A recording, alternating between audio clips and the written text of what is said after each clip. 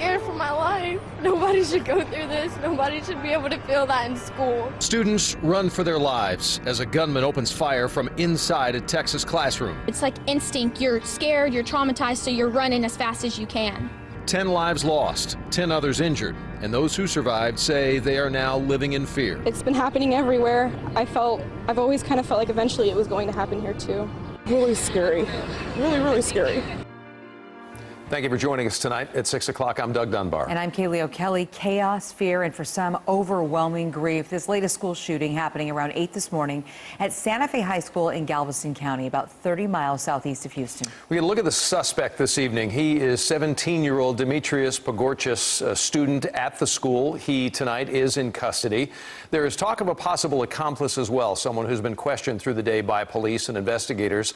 Students tonight, they are mourning the death also of substitute teacher Ann Perkins. A community group that she is a member of confirmed her passing as a victim of today's attack.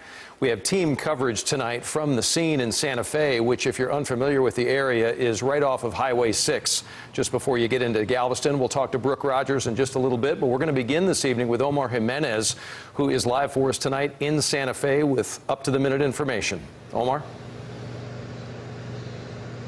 Today was supposed to be just another Friday at Santa Fe High School outside Houston, Texas. But within minutes of the school day beginning, it turned into a Friday filled with chaos and tragedy. So far this year, 29 people have been killed in high schools across the United States. The latest happening today.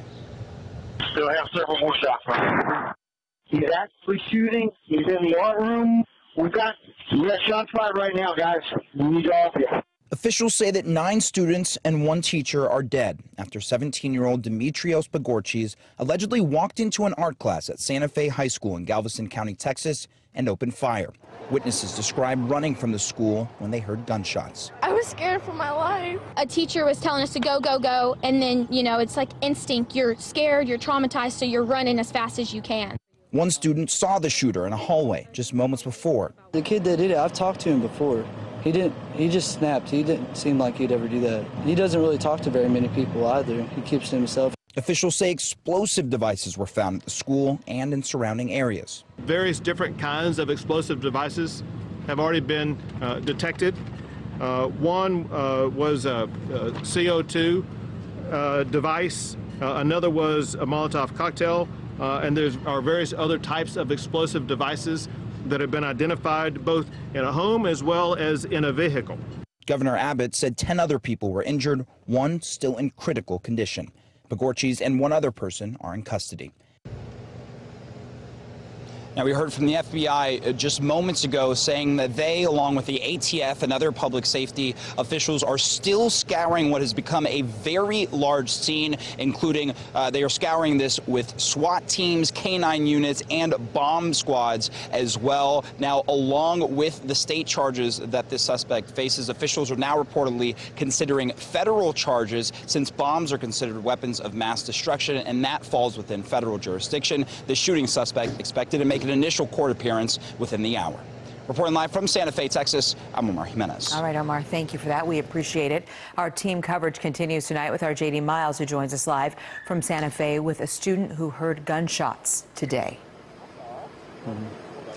Yeah, Kaylee, we're about a quarter mile from the high school, and there are a lot of students gathered out here who were part of the carnage. They were witnesses to it, and they have stories to tell, and one of them is Presley Loomis. She's a 16-year-old.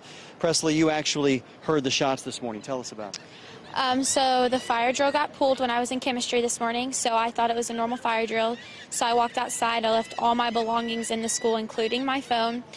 We saw some kids take off. We thought maybe they were ditching, and then I heard gunshots. That's what I'm pretty sure they were. And we got pushed closer to the fence, and then all of a sudden teachers are telling us, run, run. So we're running across the highway to get safe. You had to be terrified.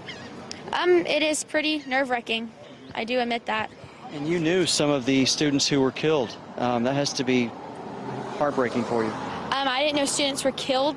Like, I don't know who was killed, but I do know a couple that were injured, but they're doing great. That's great news. And so you've had time to process this. What are your thoughts about it at this point?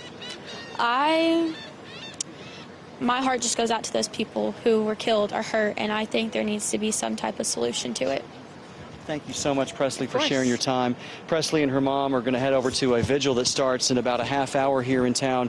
It'll give a lot of those students and families a chance to not only process this, but at least pay tribute and recognize those who lost their lives not far from here this morning. We'll have much more on this story coming up tonight at 10. For now, live in Santa Fe, J.D. Miles, CBS 11 News. J.D., thanks so much. A vigil for the victims and their families about to get underway, as J.D. was just talking about in Santa Fe. It will be at the Texas First Bank at 6:30. Anybody who wants to show support for those impacted by the violence is invited. The president ordered flags to be flown at half-staff as well today, all in honor of those who were killed. Texas Governor Greg Abbott as well ordering all Texas flags be flown at half-staff. They will remain that way until Tuesday evening next week. As new details emerge from Santa Fe, stay with CBS 11 on air and online. You can find complete coverage, of course, on our website at cbsdfw.com. And for new developments we get through this Friday night, please make a plan to join us for the latest on CBS 11 News at 10 o'clock.